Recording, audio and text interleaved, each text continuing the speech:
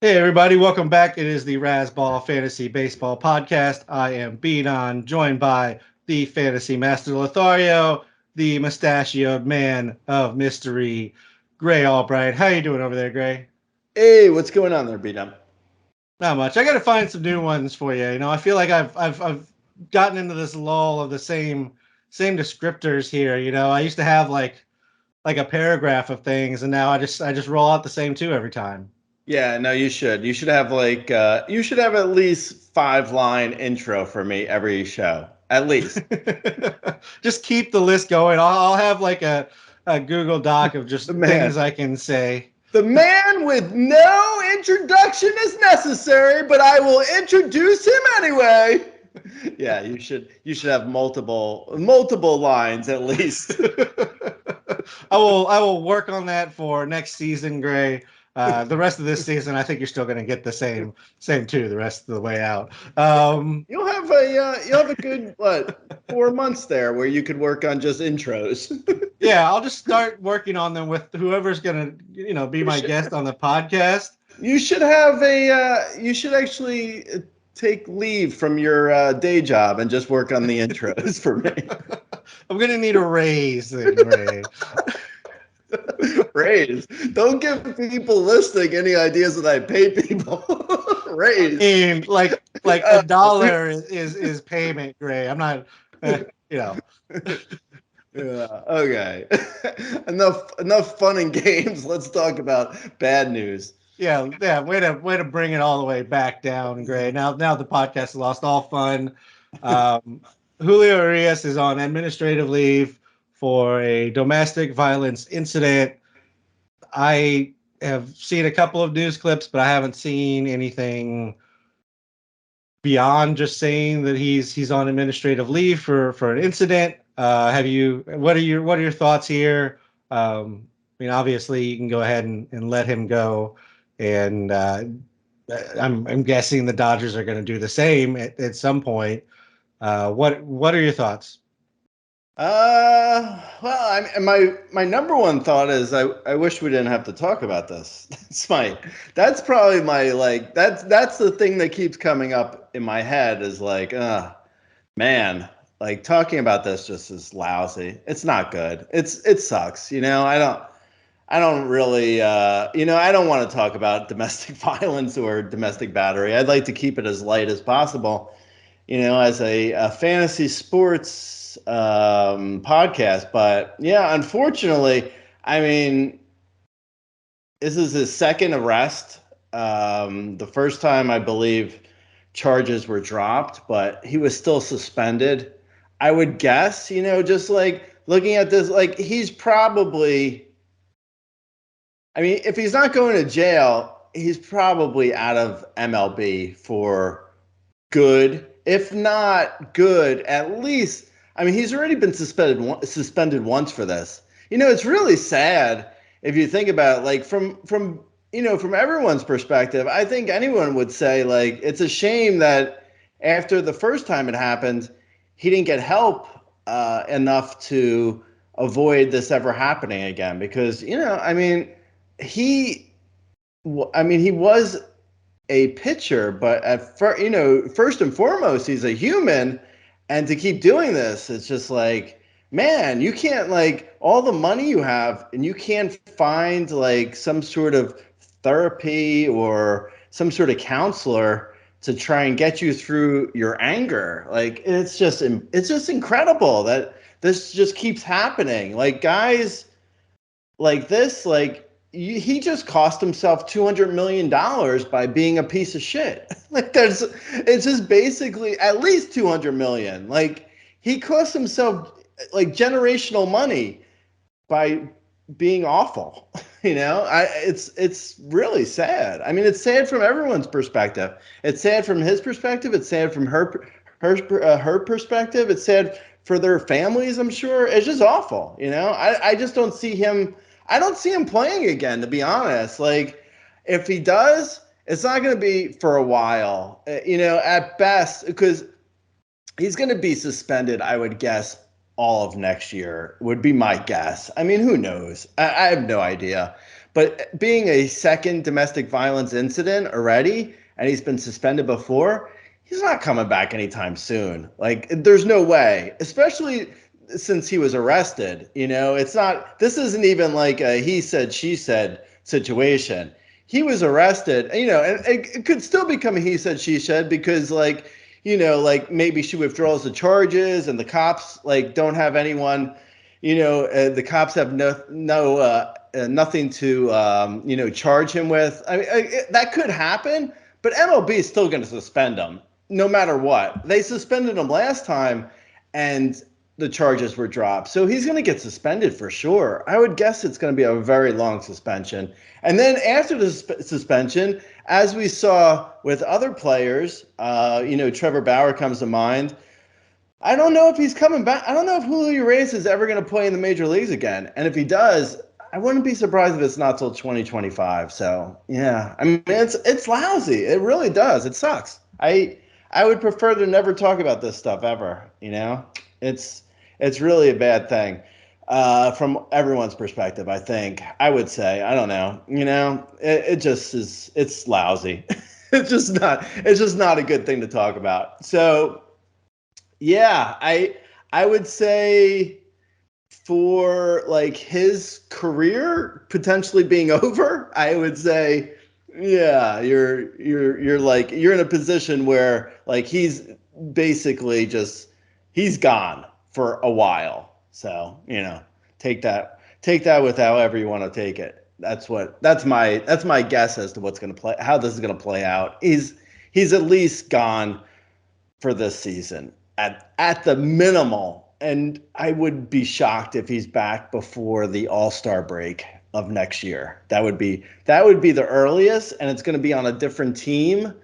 It's going to be on a team that's willing to take a shot on him, and I doubt it. In just the way the league feels like it's moving towards, like you get one strike with this stuff. You're not getting multiple strikes, I don't think, but I don't know. So that's my take on it. Yeah, we'll see what happens. I feel like it generally, as bad as it is, it comes down to kind of what evidence is uncovered, whenever there's video, audio, if they're, if somebody's officially charged, like all of that goes into it. He was given 20 games the first time. We'll see what happens and just let this play out. I'm not going to speculate as to, how this goes forward, but even if you are, thinking maybe this goes away at some point and he doesn't get charged, the initial hearing is not until the last week of the season. So I think it's all but, safe to go ahead and drop him, even in the, best case scenario for his fantasy and baseball career. I don't see him pitching for the regular season this year, and likely a suspension, as you mentioned, going into next year, if not kind of an indefinite one or maybe even a potential ban. We haven't really seen double domestic violence suspension happen yet, so there's not really a precedent as to what the next suspension looks like. All right. Yeah, I mean, I don't know any of the circumstances, but it's just shocking to me that after the first one, I mean, it really shows you how MLB is really just about appearances more than anything, because after the first one, you would think like they'd have some system in place where like he can come back, but he has to do counseling, like weekly counseling or something. Like he should have to do something in order to be back, even after the first suspension, because suspending a guy for 20 days that's such a nothing suspension that it's not gonna, like, it doesn't make him, stop and really take any sort of, like, there's no gravity to the situation. So it's like, of course, he wasn't aware of what, the circumstances, I don't think, were weighed heavily enough the first time. So there was another time, and, if it gets to an arrest situation, there might have been even more times. I mean, he's a really, yeah, I mean, this is a pretty bad situation. Anyway, Yeah. let's move on. Yeah, I mean, the 20 games, he wasn't, the case was ultimately dropped. I think that's what led to probably the reduced suspension. But like you said, it's just, its appearance a little bit more than just suspension. And then kind of, that's how MLB's always kind of gone about things in regards to suspension. There's very rarely rules until like the PED thing was random until they set suspension guidelines because it kept happening so often.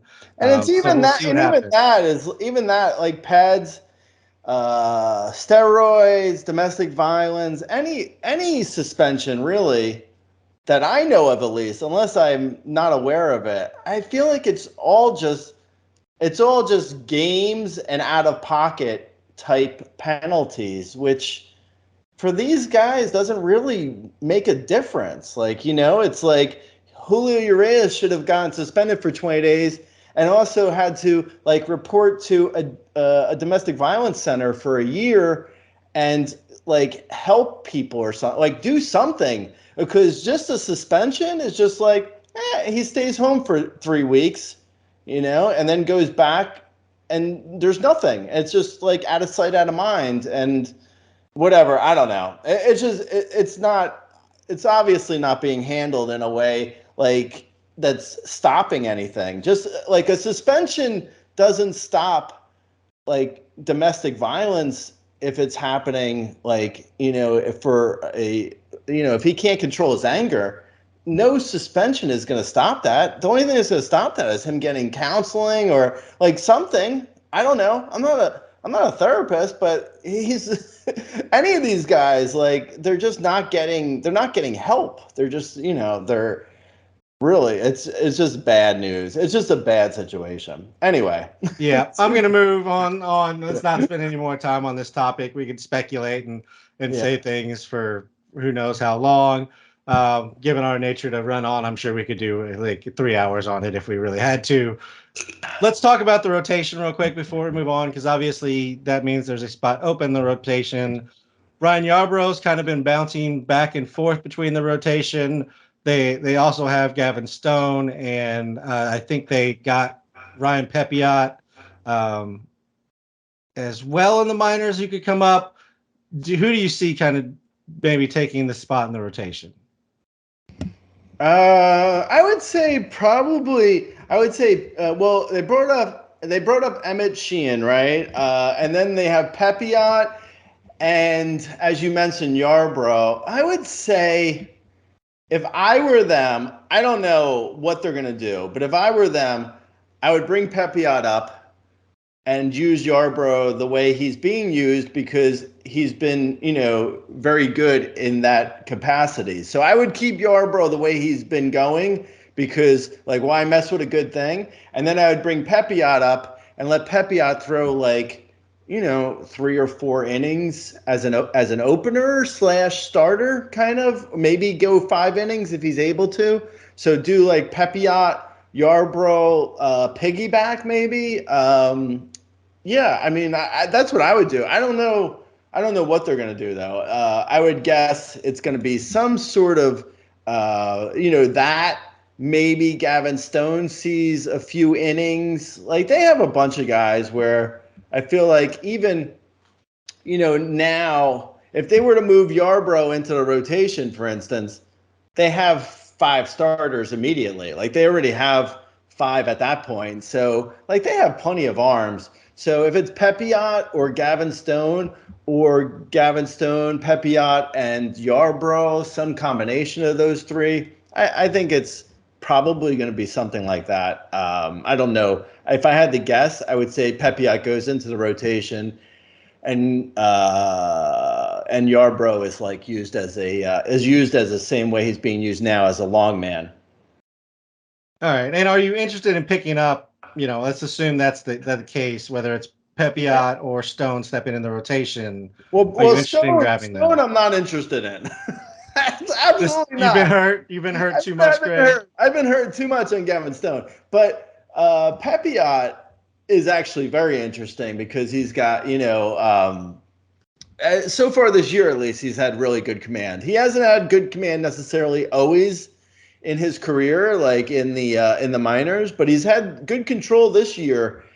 And his stuff is always, he's always had like a 9.5, 9+ K per nine with bad control. So if he's got his control, working, then he's suddenly he could be very interesting. I don't trust him enough for like a 10-team mixed league, not even necessarily maybe a 12-team mixed league if it's a bad matchup. But if it's a good matchup, I could see streaming him. In deeper leagues, I would absolutely be interested. Like in a 15-team mixed league or deeper, I'm interested in Pepiot a lot. And I'm also interested in Yarbrough because he's looked good. Yeah, he's been doing a little bit of everything. I think he has a save and a win in the last 7 to 10 days. So, I mean, he's kind of getting a combo run of everything without necessarily fitting into a specific role. I think I'm a little bit more interested in Gavin Stone if he comes back up. It seems like he's gotten, things together a little bit down in the minors since going down in June. He's thrown 47 innings of 2.49 ERA baseball. The walks are still an issue. So, that would be the bigger concern is, he gives up some walks and then gets hit with a big home run. That's pretty much how it happened when he came up the first times. So we'll see what happens, but keep an eye on that. If you're looking for starters, there's definitely going to be an opening here one way or the other. Speaking of just kind of lineup management, Gray, I wanted to discuss this real quick. Looking at your lineups this season, you're chasing every number, every stat matters. Where do you fall in the playing? Who is, hitting the ball well right now versus playing your studs? Where is it matchup based at that point? Do you pay more or less attention to matchups now? Since some teams are kind of tanking, some teams aren't, some teams are full competitive. Like, where are you at? How do you handle your lineups when we're looking at this point in the season? Because we could have guys who studs that we drafted early that, they produced all season, but if they're not producing right now, are you still okay leaving it in there or potentially even missing out on a big week if they do go off because, they're a stud for a reason? I think right now is you're moving towards just playing guys who are hot and just forgetting your studs at this point. I think there's certain studs who I would be, there's certain guys where you're not necessarily moving on from everyone, even if they're not hitting well. Like, assuming they're healthy, guys like your top 30 or 50 even, like studs. I don't know if I'm moving on from those guys. Like, not necessarily, like if it's, a matter of, say, I don't know who, let's see, who's been cold. Like Cedric Mullins is hit a couple of home runs recently, but he's been pretty awful since returning from IL. But it's a guy who, any given week can put up a huge numbers. I just he is a top, I got 50 it. player. So I was just looking at like who was doing well on the 7-day player rater. So Goldschmidt hasn't been doing well, but I'm not dropping Paul Goldschmidt, like that sort of thing. Like you said, Cedric Mullins. I'm not dropping Cedric Mullins. Like a top 50 draft pick, if they're healthy and they're playing, I'm not dropping that guy. I'm all right. And those guys are ride or die. When you get a little bit further along, like I saw just now on the 7-day player rater, Carlos Correa is still at 100% owned, and that's crazy. That's crazy, man. Like, I don't know if people are like checked out and they're doing fantasy football or like, I don't know, man. But Carlos Correa hasn't been good all year, let alone right now. Like, if you're playing for your head-to-head playoffs, move on, man. move on, young man, move on. Like other guys who have like played, particularly not great in the last like week, like Sean Murphy, for instance. He's a catcher. I could see moving on from that. Like he had a good year. He was worth the draft pick back in March, but I could see moving on from that guy. Like someone in the comments actually asked me about Dansby Swanson, and he had, I think, 2 hits on Sunday. But other than that, he's been pretty cold, and I could see moving on from him. Like, I like Dansby Swanson in the big picture, but if he's not hitting, move on. Like, Yandy Diaz, I see is pretty low on the 7-day player rater. Another guy who's like, Alex Verdugo has been cold and also injured a bit. Like, you can move on from guys like that. On the other side of the equation, if a guy has been hot, I'm absolutely picking him up. Like, any guys like Ian Happ was cold for a while, but he's gotten hot recently. Like, he's a guy who I absolutely would be looking at. I keep talking about DJ Stewart because he's just been so crazy hot. Even though, obviously he's not great in the big picture, but if DJ Stewart's hitting, yeah, man, it's just like, and we'll talk more about waiver wire guys at the end of the show, as we always do. But yeah, I would be moving on from guys who maybe you drafted like around like, between like maybe 150 to 50 overall, like 50 to 150 overall, like those kind of guys. Like, if they're cold, I could see moving on from them.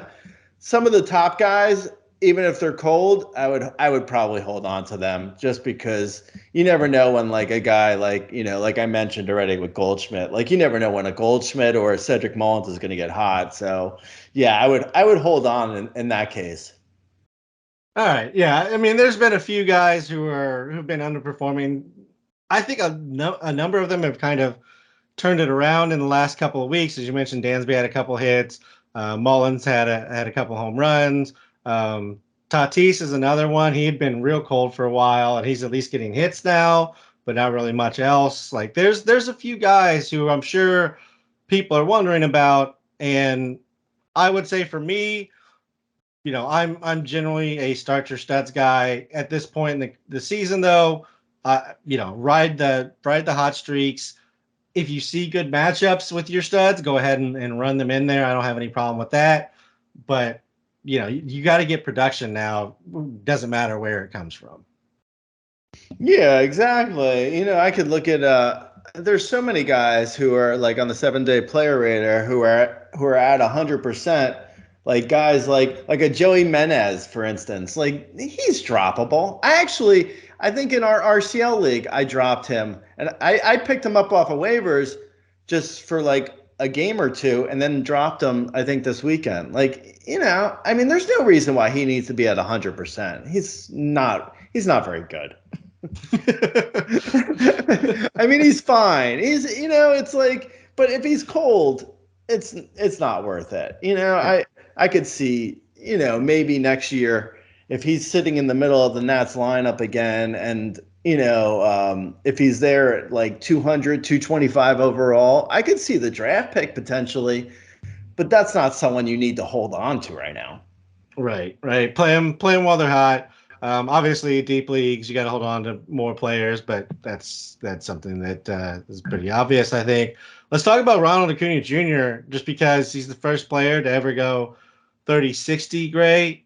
That seems weird to me that there's never been a 30-60 before, but I mean, he's already had a great season. Probably getting the 40-60 unless, something happens. Yeah, I mean, 60 usually comes with next to no power. So it doesn't surprise me that much. Like, you have like the Ricky Hendersons of the world, and, for a year or two, I think Brady Anderson. But I mean, there's like, if you have 60 steals, it's a ton of steals, and you don't usually get a ton of homers. Like, you had like the Eric Davises and, a few guys through the years, but like the Jose Cansecos of the world were never stealing 60. I mean, 40 was like, that was them really trying to get that 40-40 year. So it doesn't surprise me that much that no one's had a 30-60. Like, this is, a pretty remarkable year from Acuna, a guy who I was fading in the preseason. I tried, Gray, but you don't listen to me. Oh my God, man. That's a bad call. That's a bad call, man. Yeah, the one saving grace was I didn't have like a top 2 pick in any league, so it didn't really matter. But it would have really burned me if I would have had a top pick and I took Trey Turner. So I know a lot of people out there listening are following my rankings. So I messed up. I fully I fully admit to overestimating how bad his knee was, but I was just so concerned about his stupid knee. But man, that he really healed and he's so good. He's so good. Oh man, he's having one of those years you want in fantasy, like not only because it's so good, but it's also it feels like he seems like he's really trying to accumulate stats. Like he's really like, which isn't always the case. I mean, it doesn't always feel like guys, like you look at Tatis and he's been good since he returned. Don't get me wrong, but he doesn't feel like every time he gets on first, he's trying to take second just to accumulate stats. Like it doesn't feel that way, at least. Maybe he's doing that and I just don't realize it, but it doesn't feel it. Acuna, it really feels like literally every time he's on base, he's trying to steal another base. And you really want that from a guy like that you drafted in the top round. Anyway, yeah. So that was a bit of a miss. Is he unquestionably 101 next year? Yeah. Oh, absolutely. Yeah. If I didn't do 101 Acuna next year, then it's like wrap it up, man. Your brain is pickled. you're going to the funny farm with that nonsense if you're not putting Acuna number 1. I mean, that's just like without a doubt, and it doesn't hurt his case that the fact that Ohtani's not even going to be able to pitch. So it's like, yeah, I mean, absolutely, Acuna is going to be 1-1, but yeah, oh well. All right, let's move on to some actual baseball news here. The Reds claimed a couple of outfielders off of waivers in Harrison Bader and Hunter Renfroe. They join what was already kind of a confusing Reds lineup in regards to where everybody fits in.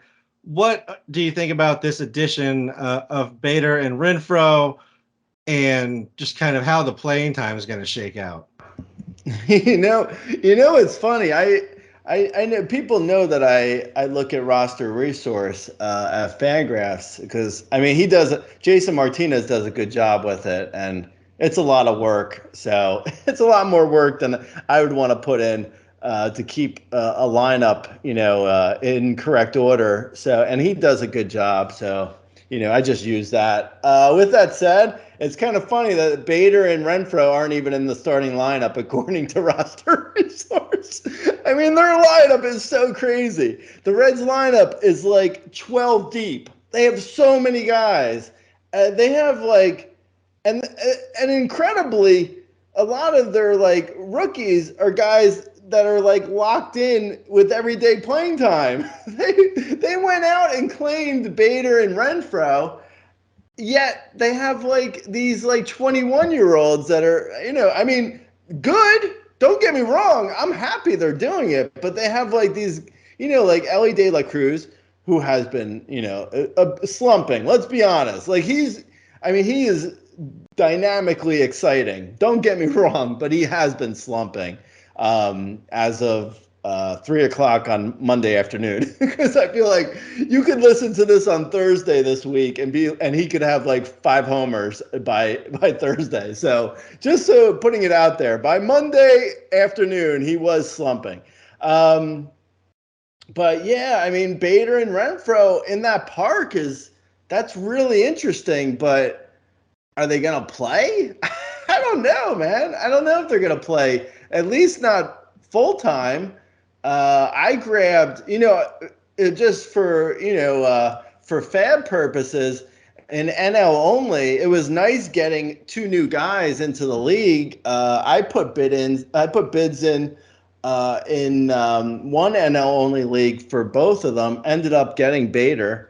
Someone else got Renfroe for 40, and I didn't have 40 out of 100. That is. or 45, I think it was. Anyway, I would have, NL only, sure. A 15-team mixed league and shallower, though. At this point, you kind of have to look at playing time. If they're not playing, I mean, it's not great. If Bader went from the Yankees, where he was like an everyday, in the middle of the lineup every day, and now he's in the Reds and he's on the bench. Oh man, it's pretty funny, but yeah, I like them both in that park. Just in general, if they have everyday playing time, then I'm super pumped for them. As it stands, I don't think they have the at bats for shallower mixed leagues. So, I mean, if they're in the lineup and they're available off of waivers and it's a daily league, then absolutely pick them up and put them in your lineup. Or if you have room, sit them on your bench in a daily league when they're not playing. And when they are playing, move them into your lineup. But as of right now, in a weekly lineup, you can't start either of them in a mixed league because they may not play. Yeah, they have been pretty much splitting time. When I don't think either of them has played in the same game together yet. The only outfielder for the Reds that seems to be playing every day is TJ Friedel. For some reason, whatever reason they've decided he's the guy that's going to continue to get playing time. He has a little bit of plate discipline, which is maybe not the Reds, best attribute as a lineup, but that seems to be the only one. Everybody else, like you mentioned, is kind of in and out. So yeah, if you can play the daily game, go ahead. If you're in weekly lineups, it's going to be pretty hard to start any Reds outfielder, consistently. Yeah, and to defend my man TJ Friedel, I have him in my RCL league, and I've been playing the game of like when he gets benched, I bench him, but I've held on to him for just about the whole year. He's been, I mean, even in a platoon for a daily league at least, he's been pretty valuable. I would say, like, I don't know where he is on the player rater necessarily, but I think he's probably pretty high considering he's in a bit of a platoon. I would say when he does play, he's been valuable. So, I mean, he's not, like you said, though. I mean, he has been playing every day, but he's a lefty. So you got to assume at some point, like Bader or Renfroe, Bader probably, because Friedel plays center. So Bader probably will take over for Friedel at least against lefties, I would think. It's so crazy, though. Harrison Bader and Hunter Renfroe are now like, they only play against lefties. It's not, I don't know. It doesn't make sense. Yeah, I mean, Friedel's been fine. 12-24 is it's a fine season. He comes in at 134 overall on the player rater, which is around kind of the boring outfielders. If I'm just looking at the list, it's like, but that's also, like I said, I mean, that's platooning him. Like you gotta be on top of things, and like when he's facing a lefty, take him out of the lineup. So overall, he's at 134.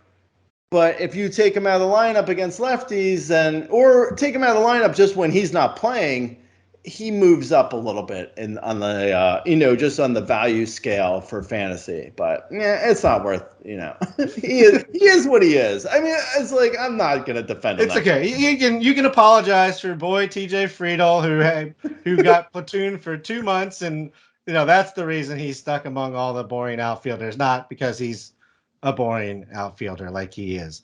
No, I mean 24 steals is pretty solid. That's pretty useful. Moving over to the Guardians, they claimed a number of guys: Lucas Giolito, Reynaldo Lopez, and Matt Moore. I mean, are you interested in any of these guys in a 12-team standard league?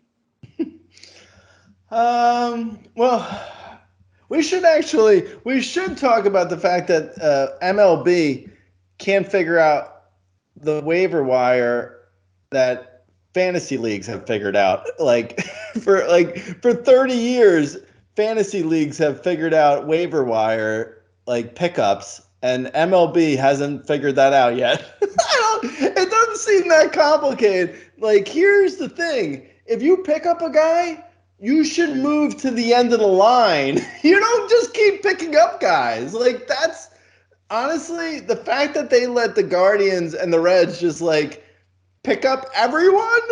It's so stupid. Like, that is really stupid. I just forgot. I just wanted to say that because like that's what went on. If people don't realize it, the MLB waiver claims aren't set up like your fantasy league.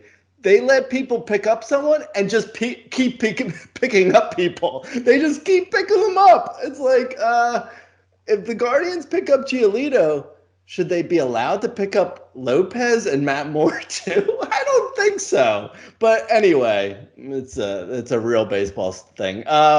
I think Giolito's kind of interesting. Unfortunately, I think by the time we record this and by the time people listen, he will have started for the Guardians, and he's going to get rocked. And I'm going to sound like an idiot for saying he's interesting, but I think he's kind of interesting on the Guardians. I wouldn't drop anyone too worthwhile for him, but I would be interested in seeing Giolito in Progressive Field, which is a good stadium, and he struggles with his with homers allowed, and that should be helped in Cleveland. So yeah, I mean, I'm kind of interested. I don't want to say I'm not interested because watching him go out and just get rocked tonight, and then people are going to listen to this tomorrow and be like, "Wow, yeah, this guy is really dumb." So I'm just putting that out there. He looks kind of interesting. Okay, so you're protecting yourself a little bit here in the interesting Lucas Giolito vibe that you're trying to give. I'm not interested in Lucas Giolito at all. He's been absolutely awful since like the All-Star break and just before the All-Star break. I believe his ERA sits somewhere over 7 since the All-Star break. I have no desire to blow up my ERA as we are trying to chase this down, and he's not even striking people out at a ridiculous rate like he once did. So, oh, by the way, you know how terrible the Angels are? I don't know if people realize this, but the Angels, they did all these, they got rid of all these guys in order to try and get themselves below what's it called? I forget the terminology. They were trying to get themselves below a certain number on their salary, so this way they could get a draft pick or something. So what they did, because they didn't get there, or they don't think they got there, and it's not going to become completely clear until the end of the season. Why this is all so confusing that's an MLB question. I don't know why they make everything so confusing, but anyway, they took Max Stassi has been on family leave all season, dealing with a personal issue. And they had been paying him, but they just stopped paying him in September because they're trying to get under this phantom, salary cap that doesn't exist. There's not even a salary cap in baseball supposedly, but that's what they're trying to do. So anyway, that's just the Angels being the Angels. Thank you for that, Gray. That was fascinating. I thought it was. You know what? Sometimes things sound interesting in your head, and then you say them out loud, and you're like, maybe it's not that interesting. That happens. I mean, that does happen. Yeah, I think they have to get under, like you said, a certain amount by the end of the season. I think the final payroll is like calculated in like November 1st or something. But why doesn't anyone know what it is? Like, because other teams can make more moves. That's why. Because if other people start cutting people, then that changes the numbers. Right. No, I know, but it's like you would think that they could. Yes, that is why. But you would think they'd just be like, you know what? Just say it's like 170 million. I mean, who cares? At a certain point, it's like you're just trying. Like, they have a salary cap without calling it a salary cap is what's going on. Anyway, it's a different story. It's a different show. Go ahead. Yeah, this is whatever. Let's go ahead and move on. Reynaldo Lopez, Matt Moore, they're going to the bullpen. They're not going to be closing more than likely. Maybe Reynaldo Lopez maybe each of them get like one save the rest of the way out, but I that's pretty much the extent of what you could possibly hope for them.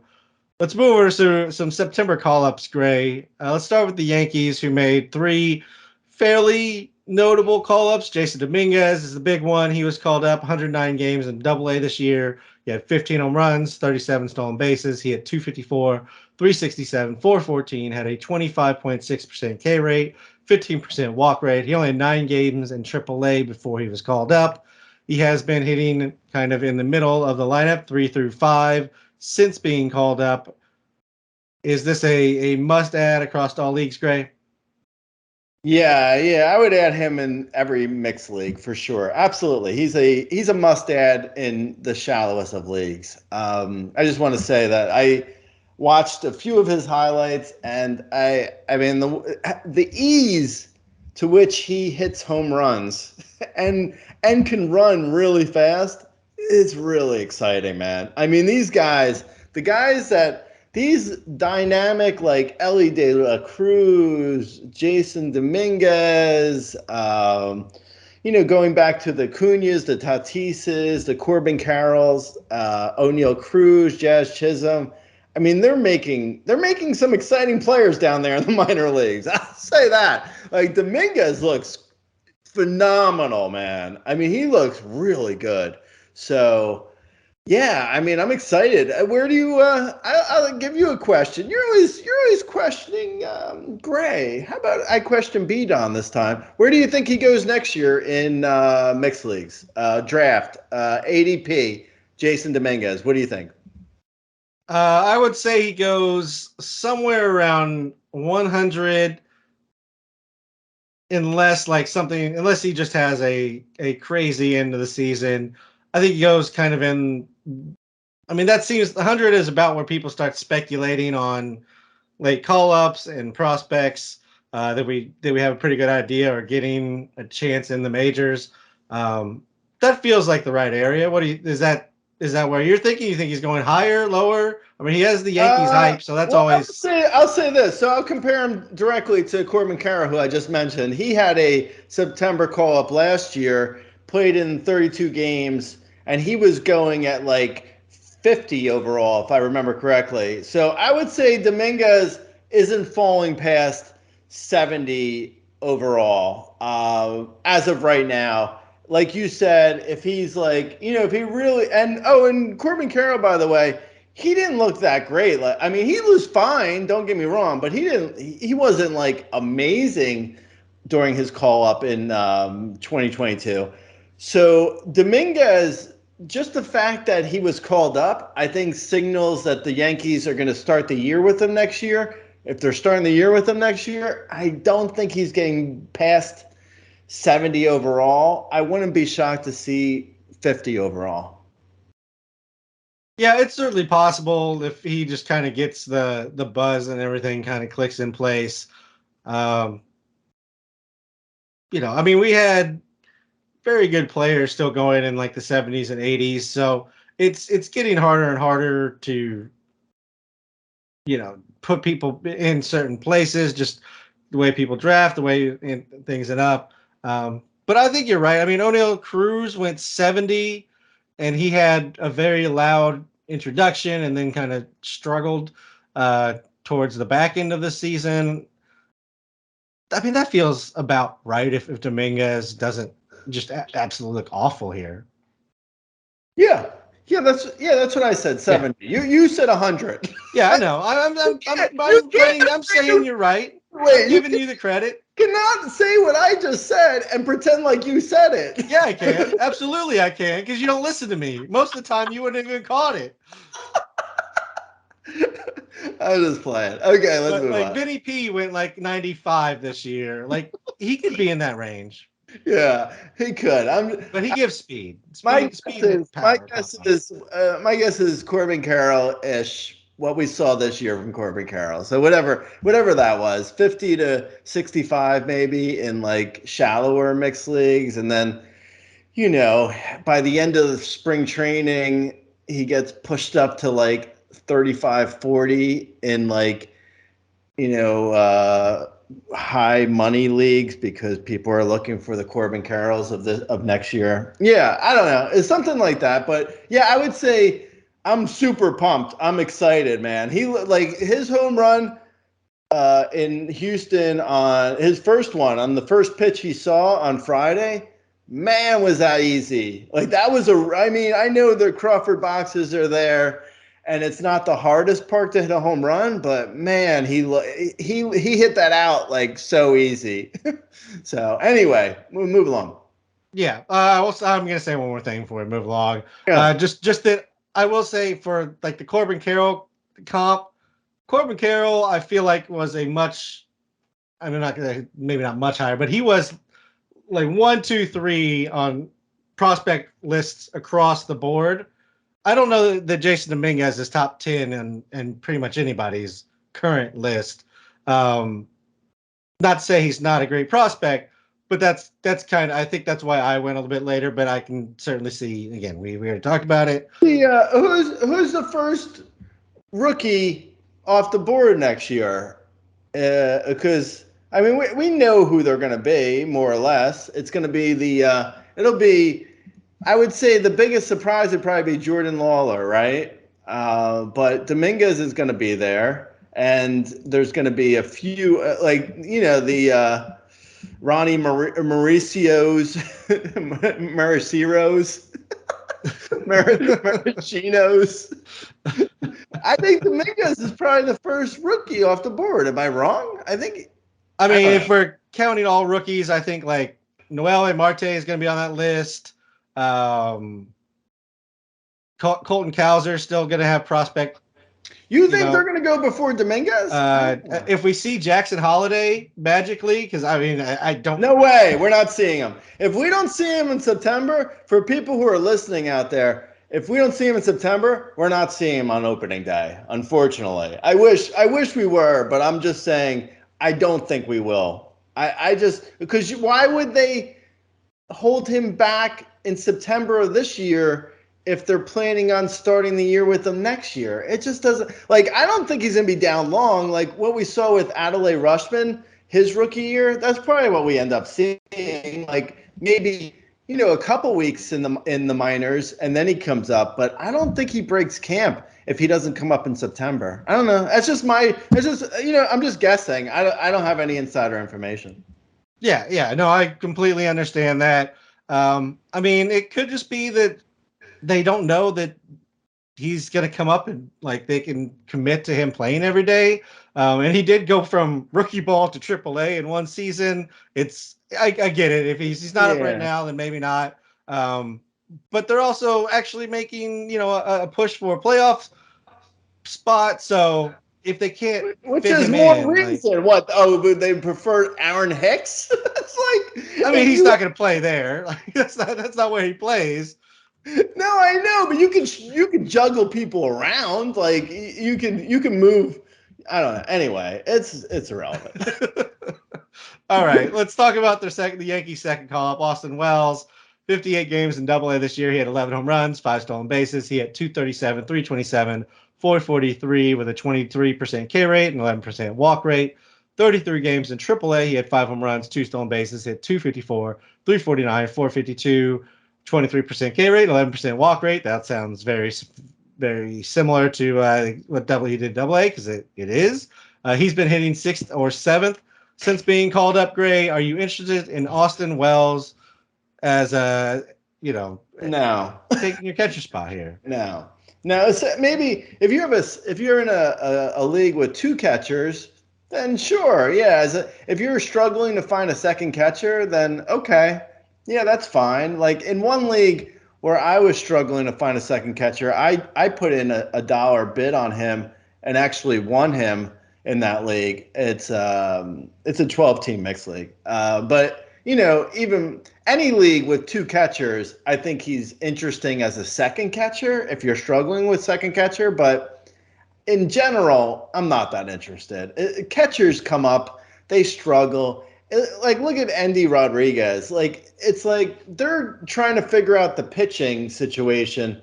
And, like, if Austin Wells catches a good game and goes 0 for 4, the Yankees are thrilled that he caught a good game. Like, they don't care if he hits. Like, and that's how it is with all catchers. Like, when they first come up, it's like, just figure out the pitching and then you could figure out your hitting. And that's all that, Yankees are probably holding him to at this point. So, yeah, I'm not interested really. All right, fair enough. And then Randy Vasquez was recalled. It does seem like he's going to the pen. I just wanted to go ahead and bring it up because he is a fairly, top prospect for the Yankees and overall as well. So he's coming up. If he gets a spot in the rotation, then he becomes interesting. Until he has anything that resembles a role, I think he's just kind of a pin arm. Yes, Yeah, yes. yeah. I agree. You looked at me like I'm crazy, Gray. No. Yeah, no, I didn't mean to. I look at everyone like I'm crazy. No, I agree with what you said. I think, I just, you said if he doesn't have a role, and probably because I haven't been eating much gluten recently, so I was thinking of a bakery. I heard roll, and I was like, I'm kind of hungry. So anyway, let's move on. Let's move to something else here. The Cubs called up Alexander Canario, 36 games in AAA. He has 8 home runs, 2 stolen bases. He's hitting 276, 342, 524. He does have a 28% K rate, 9% walk rate. I made these notes, I think, yesterday. He hadn't played yet. I don't know if he got into yesterday's game. Assuming he eventually gets a role, would you be interested? Because, he hasn't played yet, so it's really hard to say we're interested. Please stop talking about roles. Can you do that for me? No. I'm kind of interested in NL only. I believe I put in like $1 bid, like nothing major. I don't think he's going to have the at-bats for the major leagues for this season. So I'm not really interested for this year in most mixed leagues. But yeah, in an NL only, sure. But in an NL only, just about everyone is interesting if they're in the NL. So it doesn't really matter. But yeah, I'm not totally like, I'm not into it for like this year in like mixed leagues yet, unless we see at bats, which I highly doubt we see any significant at bats from him. Hey, Gray, when you can get Mike Tauchman, 500 at bats, you got to do it. What kind of pitchers does Mike Tauchman have on David Ross that he's using as blackmail? Because he's doing something there that's like, what's going on, man? Hey, David Ross, if you're listening, make a signal that you're in trouble. Like, what's up? Oh yeah, it's a very interesting one. Not only is he playing, he's hitting at the top of the order most days. It's lovely being a Cubs fan right now, and pretty much all the time. It's just a blast being a Cubs fan. Speaking of a team that is just a blast to be a fan of, the New York Mets had a couple of recalls in Ronny Mauricio, who you mentioned earlier. He had in 116 games in AAA. He had 23 home runs, 24 stolen bases, hitting 292, 346, 506. 18% K rate, 6.5% walk rate. He started a couple of games since he's been called up, but he's hitting at the very back end of the order. And they also recalled Brett Baty. Oh man, Brett Baty. Oh man, that hurt. That flashback hurt. when I just flashed back to drafting him in March. Oh, ow. Yeah, Brett Baty. I forgot about that one. Mauricio looks pretty good too. I got to be honest. Like I was wondering, Dominguez or Mauricio. I was feeling like kind of was similar, like not necessarily similar comps, like they're similar players, but like I feel like if you're picking up Dominguez, are you not picking up Mauricio or vice versa? I think they're kind of, for fantasy, similarly valued, I guess I would say. Like I really like Mauricio. Like he looks great. I kind of wonder what like if they're going with him, which they should. I mean, and I feel like that's the biggest sign that a team is, looking at a guy in September, like I mentioned with Jackson Holiday, where, the fact that they're playing him now in September, Mauricio, that is, I would assume he's ticketed for a, first opening day full-time job next year, which is great news. Like that's really good for, keepers, dynasty, whatever, wherever you have Mauricio. And in redrafts next year, I would say I wouldn't think he's going to be much beyond like where you mentioned O'Neal Cruz went at 70 and where I was saying Dominguez potentially could go. I don't think Mauricio is going to go much later than that. Like, I feel like he's going to be in that sort of area too, assuming he doesn't just completely, bottom out in the month of September. Like, and that actually goes for Dominguez too, assuming neither of them bottom out and just like completely struggle in the month of September. I would be shocked if Mauricio falls really much later than that too, because he also looks like, he was a 25-25 guy practically in AAA. That sounds about right. And he's got great, absolutely, he has fantastic plate discipline, contact. He makes good contact. I like Mauricio a lot. I mean, I'm not sure who's going first between Mauricio and Dominguez, but I think they're pretty close for next year. What's your thoughts? Yeah, I mean, I would say just looking at what's happened with the team so far, I'm guessing Dominguez is going before him just because Dominguez is pretty much slotting in the middle of the lineup already, whereas Mauricio is hitting 7 or 9 as of now. All of that can change, as we get into spring training and figure out the batting order for next year. But that's a sign too. Like the Yankees immediately called up Dominguez and stuck him at third in the batting order. That's pretty tough to do. Yeah, no, absolutely. But I will say this with the Yankees, I would not be shocked to see them like sign someone like Jorge Soler this offseason, and Dominguez doesn't stay at, like he's hitting third right now because the Yankees are just like a complete mess. And they don't have their full lineup for next year yet. They might sign people this offseason. Like, Ohtani's out there. You never know. I don't know what's going to happen.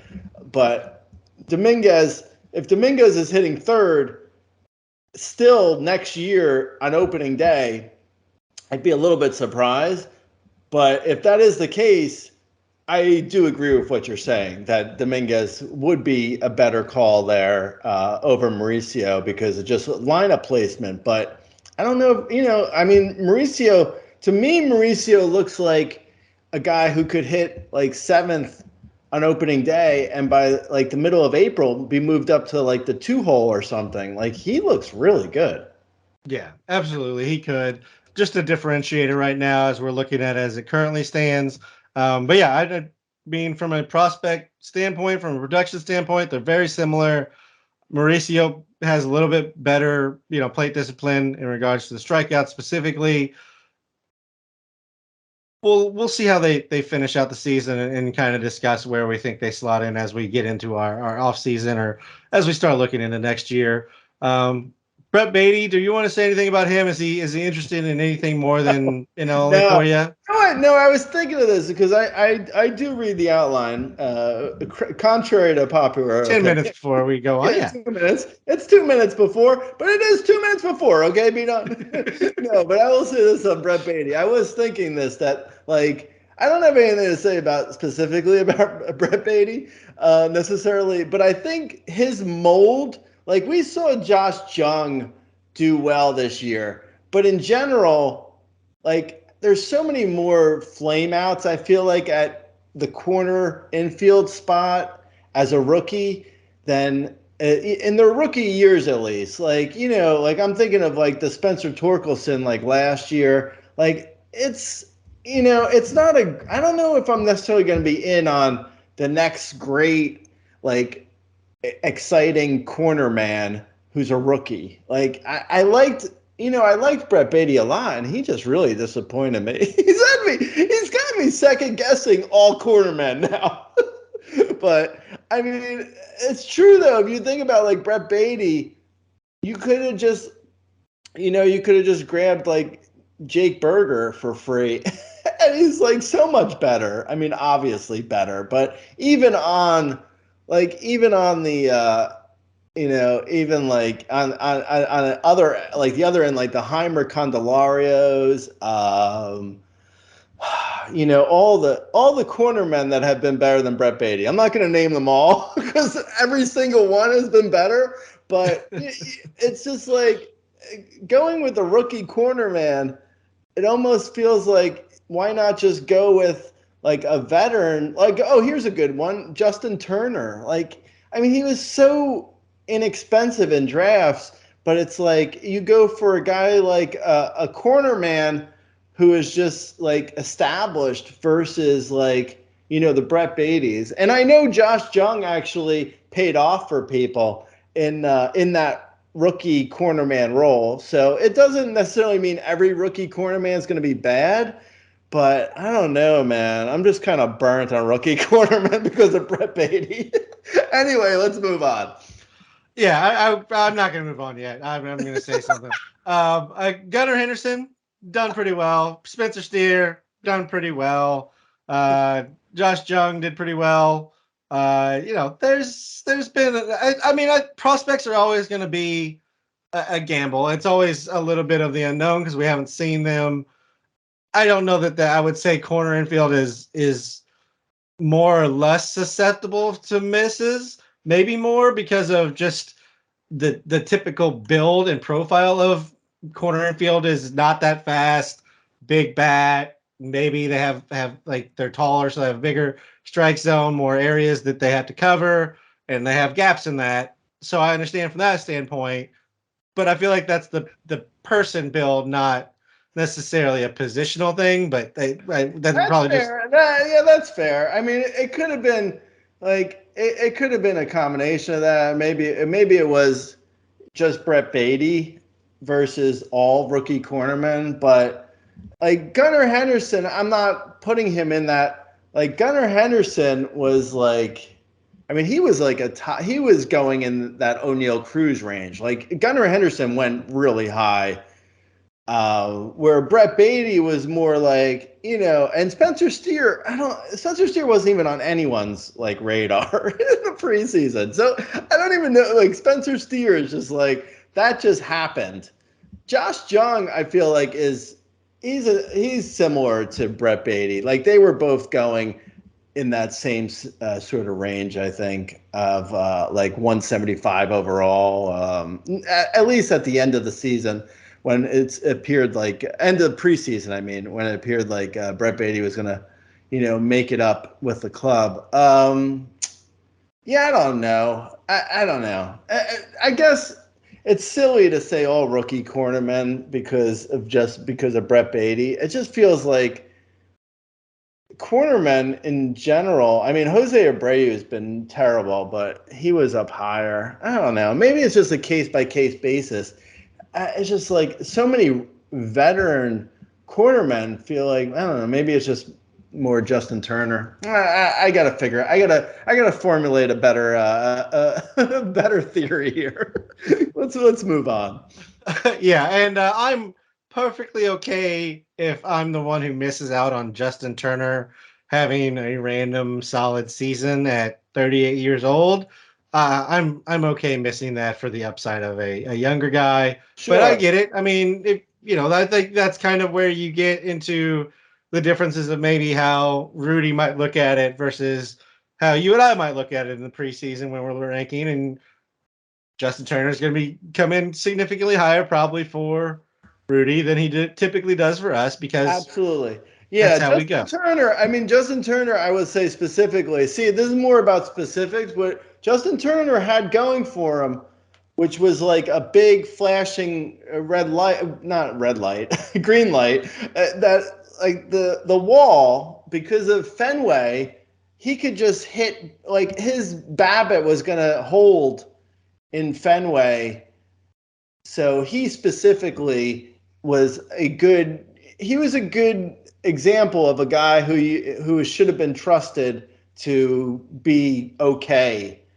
at least. But you know what? As I say this, I'm thinking in my head, Jose Abreu had the Crawford boxes. And he couldn't do anything. It was so bad. I mean, I don't know. You know what? That's why they play the games. It's a challenging. That's why fantasy baseball is still challenging after 20 years of playing it. It's tough, man.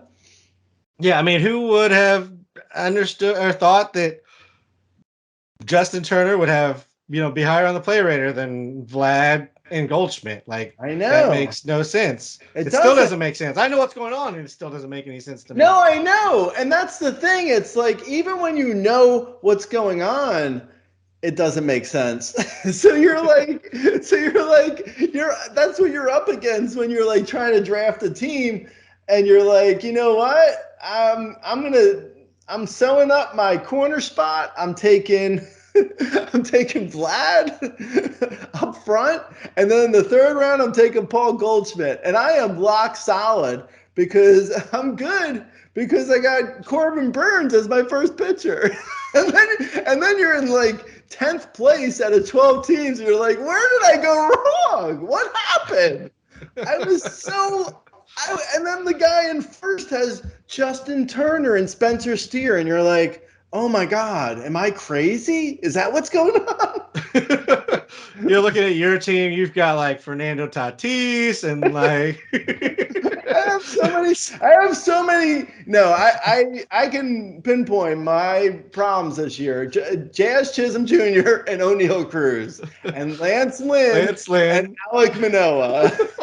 We know, Gray. We know. Yeah, no, I know, but it's like, but I'm sorry though. Like in March, if you would have said those, you would have been like, yeah. I mean, it was funny because I even looked at my first 5 picks in like my main event team.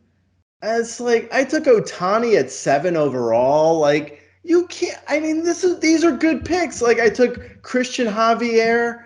Who would have thought Christian Javier would be a 4.5 ERA pitcher? It's like, what am I supposed to do with that? If you can tell me, like, yeah, you didn't draft well, okay, but you're lying. I'm sorry. I'm sorry. You couldn't have said that to me in March. Like in March, you would have looked at my team and been like, I like it. I think it could contend. I think it's a solid enough team. You look at it now and you're like, well, yeah, you took O'Neill Cruz. Like, of course your team's not good. Like, you wouldn't have said that though back in March. You would not have said Christian Javier and O'Neill Cruz, and like it's just, anyway. You know what? I'm babbling. Let's move on. This whole show has been us babbling, Gray. It's okay. We mentioned this a little bit earlier. Emmet Sheehan was recalled by the Dodgers. In Double-A, he had 10 starts, 12 games overall, 53 in the third innings, a 1.86 ERA, a 0.88 WHIP, 41% K rate, a 10.9% walk rate. Only had 9 2/3 innings in Triple-A before being recalled. Are you picking up Emmet Sheehan everywhere? No, nowhere. Nowhere. I didn't even put in a bid for him for NL only. In NL only, if you need a pitcher though, I would put in a bid, but I didn't personally. But in mixed leagues, he's not relevant unless it's as a streamer and he has a good matchup. Okay, next. Yeah. Okay. Moving on. The Angels called up Kyren Paris in 113 games in Double-A. He went 14 home runs, 44 stolen bases. He had 255, 393, 417. He's hitting at the bottom of the Angels lineup currently. Kyren Paris, if you're looking for some speed, are you interested there? Yeah, if I'm interested, yeah, if I need speed, I could see grabbing Paris in any league because, speed plays.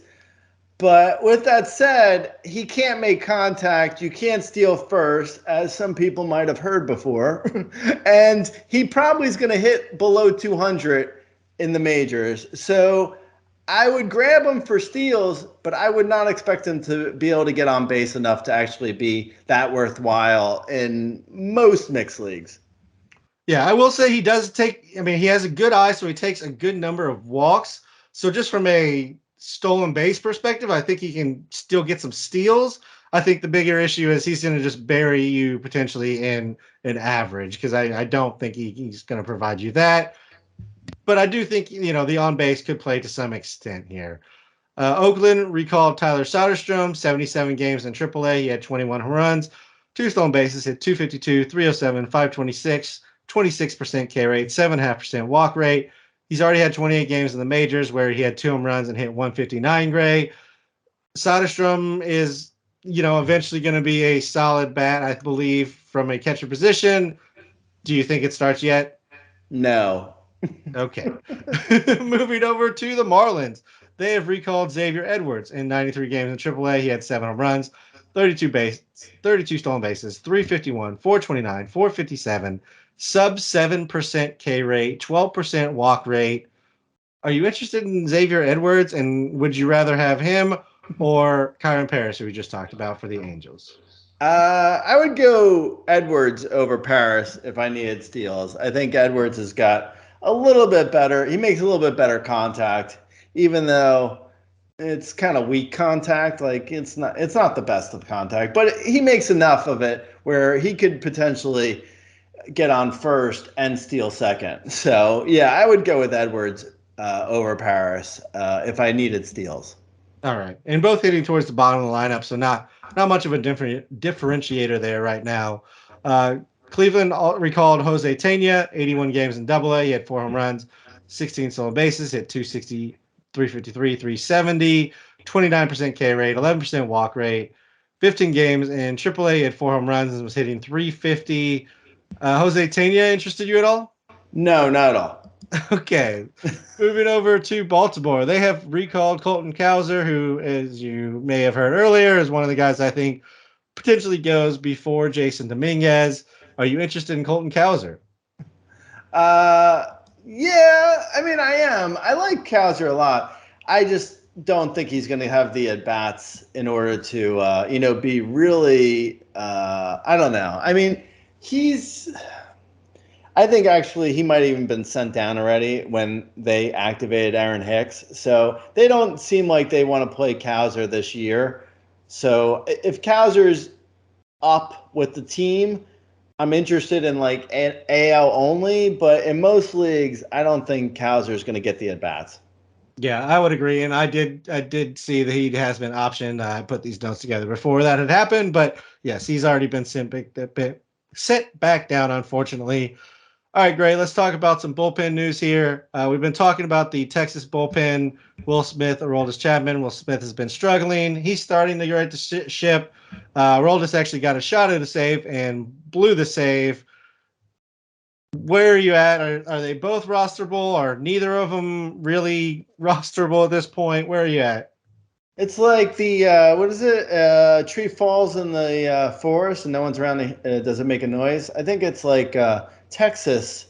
If they have a lead in the ninth, but there's no relievers that are able to close a game, is there actually saves? I think something. I think that was Aristotle. Yeah, I think if I were guessing, I would say Aroldis Chapman is going to get the next save opportunity, but Will Smith, like you mentioned, has been better recently, so he could start getting the ninth again. So this might end up being Will Smith's job again. But neither of them, like when called on to close, have been very good for the last month. Yeah, it's just been whoever's in the job has not been able to get it done. It's just been a weird situation when both of them had been pretty good. Justin Lawrence had been pretty good, but then he's been absolutely awful and horrendous recently. Tyler Kinley got a save after Lawrence was pulled. Are you interested in Tyler Kinley? No, I'm not. Unless I'm really desperate for saves, then I guess maybe. But even Justin Lawrence, who was Bud Black's favorite for the ninth for a while, even he was really difficult to own for most of that closer tenure. So I don't think Tyler Kinley is like necessarily someone who I'm like running out to grab. If he gets a save or two, and I like going forward, like if Lawrence is actually used in the 8th inning and Kinley is used in the 9th, and that is, immediately that means Kinley is the closer. Then at that point, I could see picking up Kinley if I was really desperate, but only if I'm desperate. And I'm not, in most of my leagues, I'm not that desperate. So I'm not picking him. Personally, I'm not picking him up. All right, fair enough. Ryan Helsley was activated in St. Louis. Jojo Romero got a chance at a save and took a loss. Are you picking back Helsley up? Are you cutting Romero? Are you holding on to both there? No, I think I'm holding Romero for now. I don't think like the Cardinals are usually a good team, contrary to our Cubs fan B Don's opinion. The Cardinals are usually good. They're trash. But the Cardinals are usually good. So in your head, you may think, "Ooh, Cardinals closer. That sounds promising." But the Cardinals are not good this year, so their closers, henceforth, ergo vis-a-vis, are not good. With that said, I think I have Romero in a league or two, and I'm holding him for now. I wouldn't be surprised if this is just a committee and Gallegos gets a save, Romero gets a save, Helsley potentially gets a save. So I wouldn't be shocked if we see like maybe 6 saves the rest of the year from the Cardinals pen, and it's 3 guys getting 2 apiece. Yeah, I mean Helsley came back from such a long stay away from the team. I feel like it's just them not wanting to force him back in that role immediately. So yeah, I think I'm with you that it's probably some combination of Helsley, Romero. I think it's Romero's job until he blows another one, and then it's probably just thrown up in the air. Speaking of one that we just throw up in the air, nobody in Detroit, just like Texas, wants to be closer. No, I know. I've been trying to read the tea leaves. I've been trying to read AJ Hinch's tea leaves in the Detroit Tigers pen, and it's not that easy. Like I can't get a handle on it. I think it's Alex Lang's job, but Jason Foley's been good. I would go probably Lang, but I don't think either of them are. They're not really that worthwhile because the Tigers aren't just going to get. They're not going to get that many saves just in general. So and as I say that, like Trevor May has like 16 saves in like 6 weeks. So, you never know when saves are going to go to even a bad team, but Alex Lang seems like the guy. Yeah, and Trevor May's actually been good, which is, an important piece of the puzzle. True. Yeah, no, that's fair. Right. But it doesn't hurt that they've also gotten opportunities. Oh, yeah, you got to get the opportunities, but you have to close it down for him as well. And May's doing that. Nobody in Texas or Detroit seems to want to do that, even if they're given the opportunity. Let's talk about some waivers real quick, and then we'll get out of here, Gray. Okay, cool. So Louis Rengifo, Angels middle infielder who has a bunch of eligibility. He's been hot for a while. He's been hitting leadoff for the Angels. He's been good. Davis Schneider also has been good. J.P. Crawford has been great. Seattle shortstop. He's been really good. Mark Kenha has been good on the Brewers. He's been great. Jorge Polanco is actually starting to look good for the first time in like 18 months. DJ Stewart, as mentioned earlier, he's been good. Mitch Garver, man, like Mitch Garver seems like he would be a top 5 catcher if he could just stay on the field for 135 games. Like he looks good every time he's actually playing. He just doesn't play that much. Jason Hayward has actually been hot for the Dodgers. Ryan O'Hearn has been good for the Orioles. Donovan Solano has been solid for the Twins. Recently hot. Brandon Lau Ernie Clement on the Blue Jays has been hot. Jeremy Pena's even been hot, even though he hasn't had a great sophomore season. He's been hot recently. And then Cole Calhoun on the Guardians has been like hitting third and been good. The fact that the Guardians put Cole Calhoun in as their three hitter, I mean, is that for real? It's like so stupid. But anyway, he's been hitting recently, and then Hunter Goodman for the Rockies. We probably messed up not talking about him in a bigger way, but he's been really like his numbers in the minors look solid. He's been playing every day, even though we know Bud Black doesn't necessarily play prospects always.